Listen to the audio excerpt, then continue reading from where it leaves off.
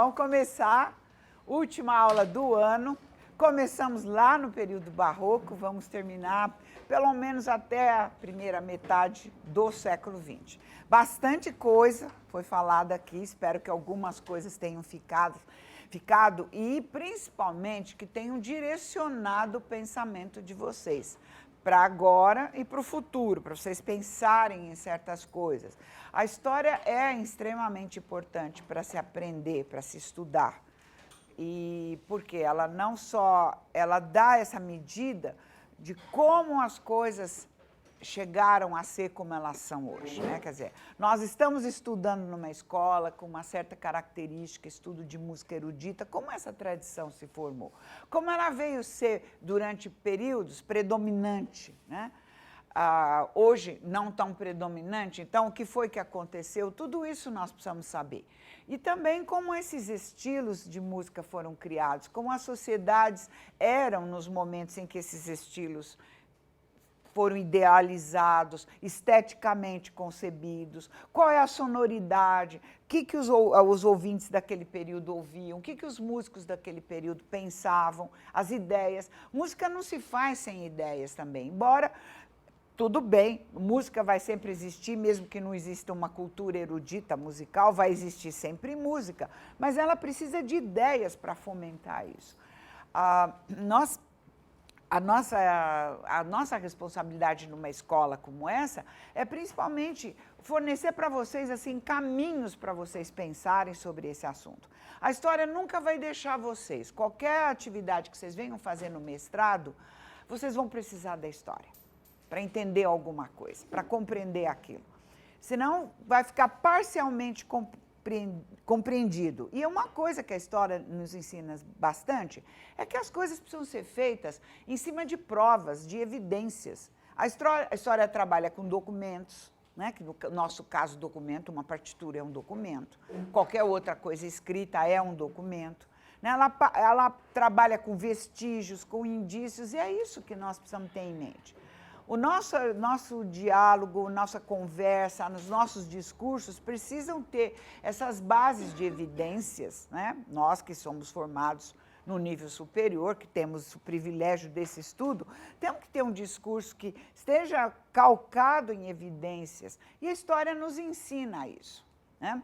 Pena que o curso aqui não dá tempo de nós irmos ler documentos que são muito interessantes, principalmente porque todo esse período que nós estudamos, desde o Barroco até agora, nós temos muita documentação sobre isso, né? Não só muita partitura, muita música foi produzida. Esse é um aspecto que vocês precisariam levar com vocês.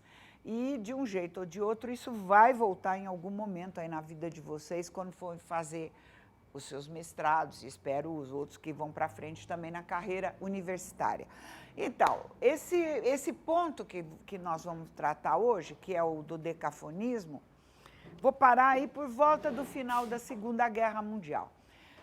O dodecafonismo e o serialismo, que é um sistema que encampou a ideia dodecafônica, da liberdade dos 12 tons da escala, ele...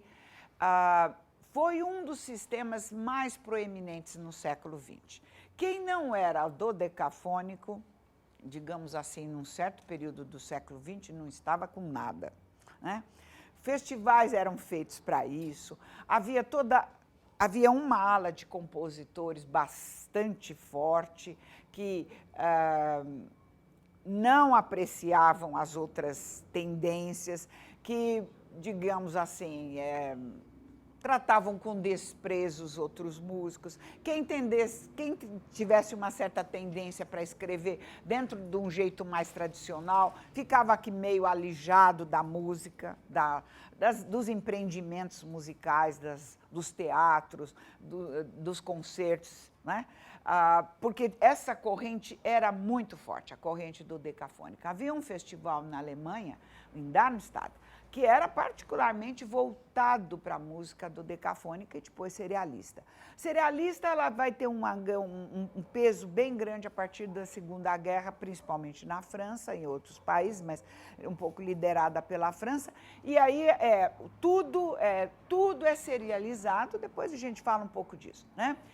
Mas Schoenberg, sempre que você abrir um livro qualquer que vai falar do dodecafonismo, vai estar essa frase do Schoenberg lá. Fiz uma descoberta que garantirá a supremacia da música alemã por algumas centenas de anos. Seguramente ninguém queria ouvir falar de supremacia alemã, embora não tivesse ainda acontecido o nazismo quando ele fala isso, né? Mas, claro que para quem viveu posteriormente e viveu o período terrível da Segunda Guerra, se você lê isso aqui, lembra muito algum discurso desse período, né? Supremacia da tradição alemã, centenas de anos. Aliás, o Hitler não era por nada, era 1000 anos, né? Era um reinado de 1000 anos. Então, essa frase dele sempre é olhada com certo cuidado, mas é uma frase que aparece em quase todos os livros que vão tratar desse assunto. Você vê duas outras coisas aqui. Em primeiro lugar, a primeira delas é essa centralidade da tradição. A tradição que ele gostava, que é a tradição austro-germânica, né? Que ele se via como continuador dessa tradição. Então, o dodecafonismo, embora fosse alguma coisa que rompesse com o passado, não era um rompimento cabal com o passado. Nunca foi na cabeça de Schoenberg isso daí. Né? Essa ruptura total. Ele está dentro das vanguardas do século XX, uma nova maneira de pensar a música, mas ele não tem rompimento total. Outros, sim, usaram esse movimento, o dodecafonismo e o serialismo, para romperem mesmo, mas não era a intenção dele. A outra coisa, e que vem outra coisa, é a necessidade da continuação dessa tradição, da continuidade da tradição. Não dá mais para escrever no sistema tonal, então temos que criar alguma outra coisa. Eu descobri isso aqui, que vai dar certo, vou continuar fazendo isso, deixo o tonalismo do lado de lá, mas vai dar um jeito na composição, vai dar ordem, organização na composição. Essa era a grande preocupação de Schoenberg. Tá? Então, já falei que a descoberta é o dodecafonismo, né? E vem em contraposição aquele momento em que ele tinha se dedicado, a partir mais ou menos do começo do século XX, como nós já vimos, ao atonalismo, que se manifestava principalmente naquela escola, naquela tendência que a gente chama de expressionismo. Não é? Liberdade total para a dissonância, é emancipação da dissonância, faz o que quiser. Né? Só que o atonalismo complicava muito para quem tinha vindo da tradição musical, quem tinha estudado na tradição. Como fazer com formas grandes? Como escrever uma sinfonia atual? Que hora que ia acabar essa sinfonia? Né? O que eles tinham que se apoiar? Eles tinham que se apoiar em textos. Acabou o texto, acabou a música. Acabou a história, acabou a música. Era muito pouco para quem tinha, como Schoenberg, que tinha sido criado na tradição da composição, principalmente composição instrumental, que não vai se basear num texto. Né? Aquela discussão de música pura, música programática, nós já vimos. Então, o atonalismo não tinha leis, não tinha regras, não tinha nada que regulasse a composição. E o serialismo, ou o dodecafonismo, primeiro o dodecafonismo, é claro, melhor dizendo, ele vem para dar uma regulamentada, colocar ordem nessa confusão, né, digamos. Controlar mesmo a emancipação da dissonância, colocá-la no lugar. Ele fica um tempo muito em crise, parece, consigo mesmo. Schoenberg, além de pintar, além de compor, além de escrever, ele também filosofava bastante, pensava bastante, escreveu muitas coisas, né? E tinha uma atitude bastante combativa com relação a certos movimentos daquela época. Ele, por exemplo, era absolutamente contra o nacionalismo, que achava que era uma música completamente tola, né? Quem se dedicava a isso é porque não sabia compor. Ele chegava a dizer isso, que não via nada nos nacionalistas. Outro grupo que ele também não apreciava, outra tendência, era dos neoclássicos, né? que, embora quisessem se reapropriar novamente ou reler as formas musicais desde o barroco, ele achava que eles não sabiam fazer isso, que não era dessa maneira que eles faziam, embora ele próprio vai fazer isso mais tarde. Isso era uma grande preocupação de Schoenberg. Então, ele tem uma crise nesse processo de criação. Ele fica algum tempo em silêncio, sem escrever, sem publicar. Não sei se sem escrever. Escrever, acho que ele escrevia assim, mas ele pelo menos não publica a peça nova. Ele fica pensando mais, que é aí que ele vem com essa frase, descobrir esse sistema, né? Esse método de compor. Ele chama de método de compor. Bem, portanto, quais são as exigências artísticas? Havia na cabeça dele uma exigência artística de controle, que a arte tinha que ser controlada. Do outro lado, o que ele já havia experimentado, que era a liberdade total na atonalidade. Schoenberg talvez fosse a figura mais, se a gente pudesse dizer isso sobre a história, sobre as figuras da história, talvez a figura mais correta que tivesse naquele lugar ali para pensar aquilo ali e fazer essa descoberta. Porque ele tinha as duas formações. Ele tanto era de controle rígido, né, de pensar muito e de seguir a tradição, que é uma tradição de controle, né, da música tonal, e, por outro lado, a liberdade que ele tinha experimentado como um compositor ligado à linha expressionista.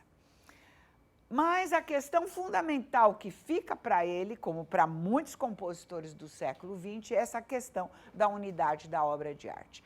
Isso era que a tradição tinha trazido, tinha deixado para eles. A obra coesa, redondinha, como nós falaríamos hoje, né? Organizada de tal forma que tivesse uma unidade, coerência em si própria, onde nada estivesse fora do lugar, né? Esse é um princípio fundamental na música ocidental que sempre dirige um pouco a cabeça dos compositores e, nesse período, era, sim, um sinal de crise, de tormenta para eles, né?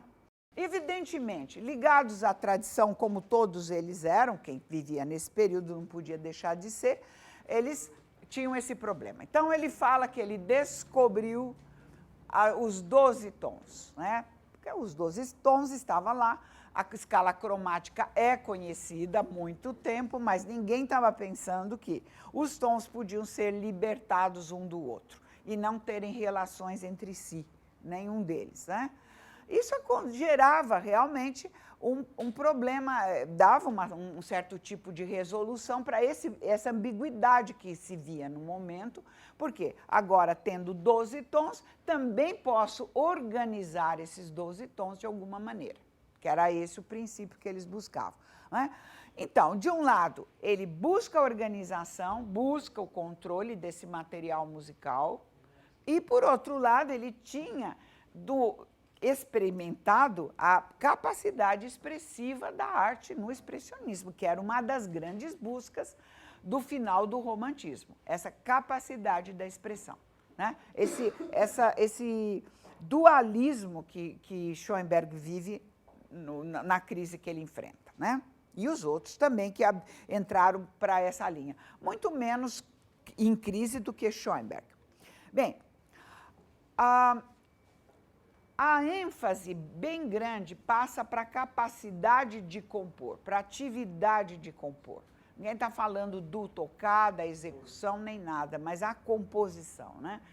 Como agrupar os sons com certa lógica.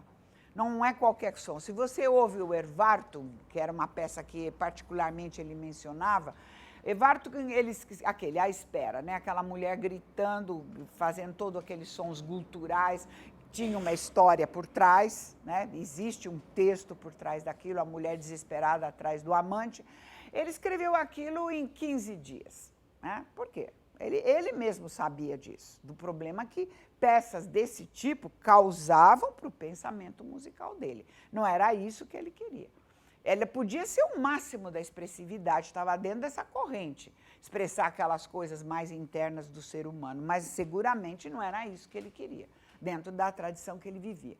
Então, técnica é uma coisa da qual ele vai falar, ter técnica para compor. Por isso que ele fala que o dodecafonismo é um método de compor, não é um sistema. Sistema é o sistema tonal, tá? Dodecafonismo é técnica de composição, é técnica de arrumar o material musical. Ele falava muito nessa questão do artesanato, como mexer com a coisa, como que mexer. Então, portanto, a atividade de composição é a primeira para ele, né? Aqui, 4 canções orquestrais, 1916, é a última que ele escreve, baseada em textos também, atonal. É a última obra, e ele para de publicar, até mais ou menos o início de 1920. Quando ele volta a compor e começam a surgir as primeiras peças, que aí é dentro disso que ele vai falar, né? Bom,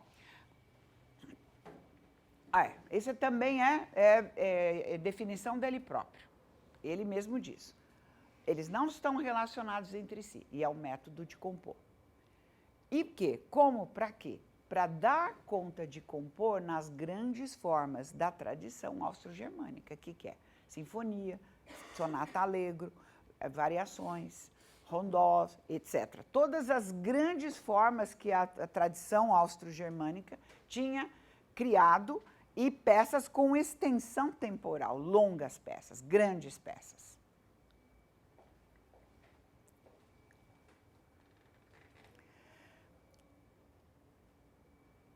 Então, a partir de 1920, ele inaugura isso, que ele chama da sua grande descoberta. Pega as 12 notas da escala cromática, faz arranjos fixos nela, cria uma série, né, que não tem nenhuma relação com o uso tradicional da escala, e tem que manter a ideia da música atonal, atonal, que não tem nenhum centro. Portanto, não deve, uma das garantias de não se criar nenhum centro é não enfatizar nenhuma nota. Então, nenhuma nota pode ser repetida, né?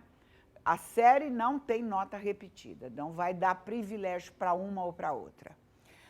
A série era criada para gerar a melodia e também para gerar a harmonia, portanto, se quiser, o acompanhamento. A série servia para isso, para essas duas coisas principalmente.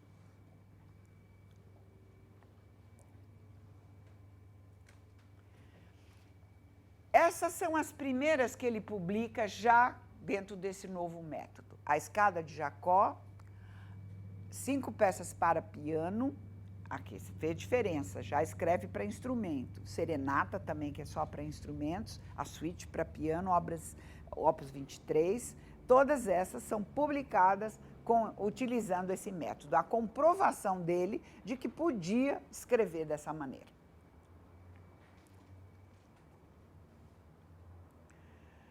Então, no planejamento da peça, o compositor começava com isso, escolhia a ordem das notas que ele quisesse, né?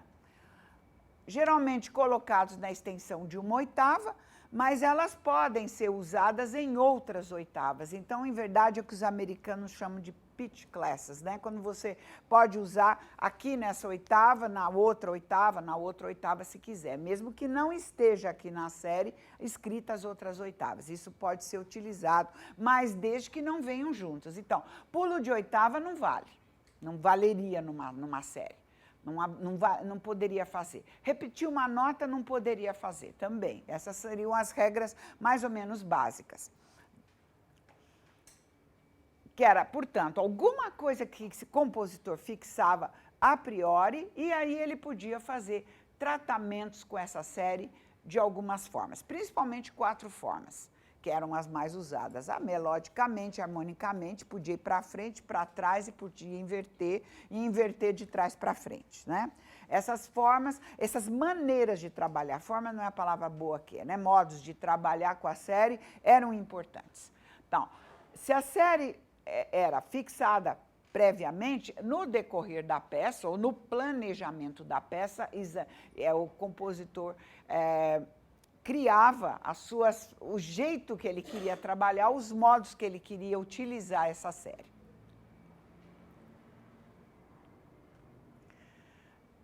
regras.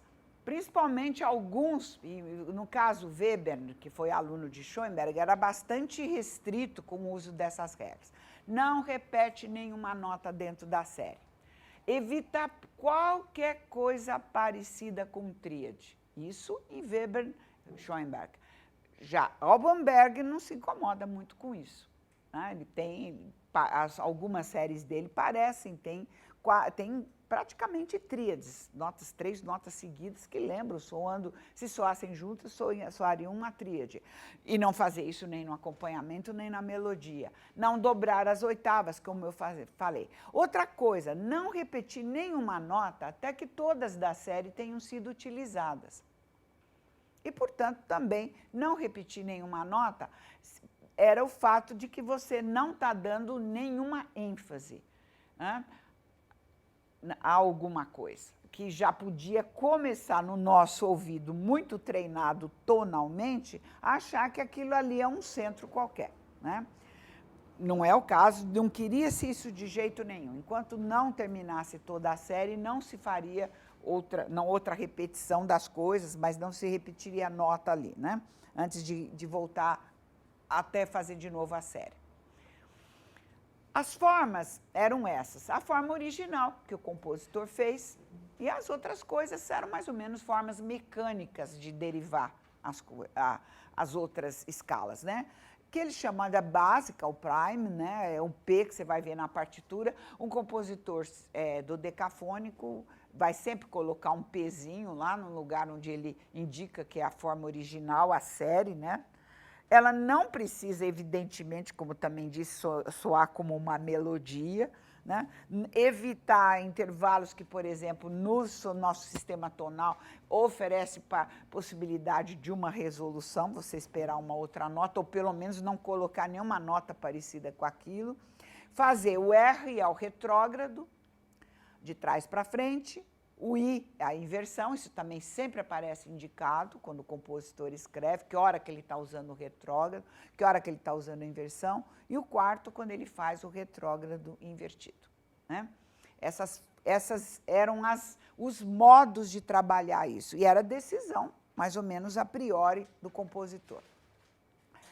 De qualquer forma, qualquer série podia começar em qualquer nota da escala. Aquela mesma série, mantendo mesmos intervalos, igualzinha, ela podia começar em qualquer nota, portanto, teria sons diferentes, o que é uma transposição. E para qualquer grau, e, portanto, o compositor tinha um quadro de notas, de séries para ele fazer, de 48 séries a partir daquela original. Então, ele podia fazer um quadro com isso aqui, assim, escrever todas as possibilidades, e tinha 48 possibilidades ali de usar a série. Né? A série também pode, e é bastante dividida, segmentada em muitas maneiras, mas uma das preferidas era hexacordes, ou então notas em 4 notas. Isso é bastante comum perceber quando o compositor faz isso, ele até deixa indicado também. Isso é uma forma de criar isso, né? de elaborar essa maneira de usar a série.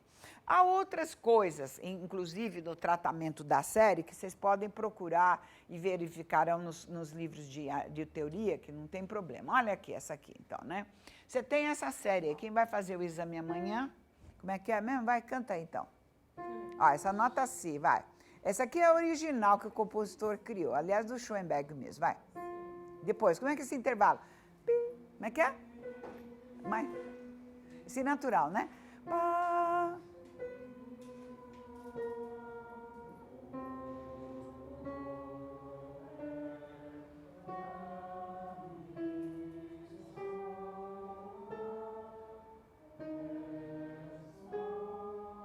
Isso é bom para treinar todos os intervalos, né? Muito bem. Aí ele faz a retrógrada. Como é que é a retrógrada? Vamos lá. Olha lá. Volta de trás para frente. Vai, começando com sol sustenido, então, vai.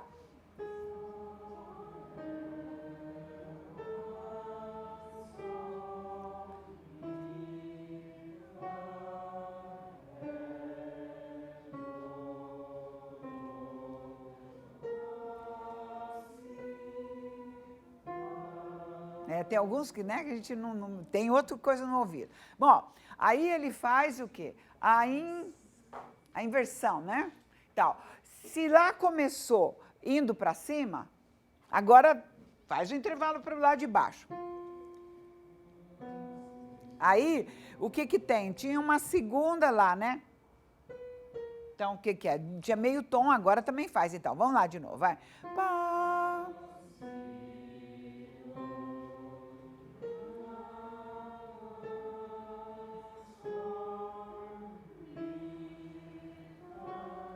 Mais alto.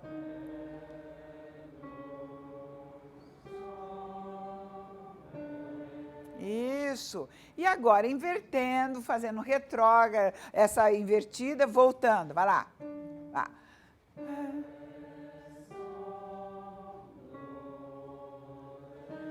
Ó, gente.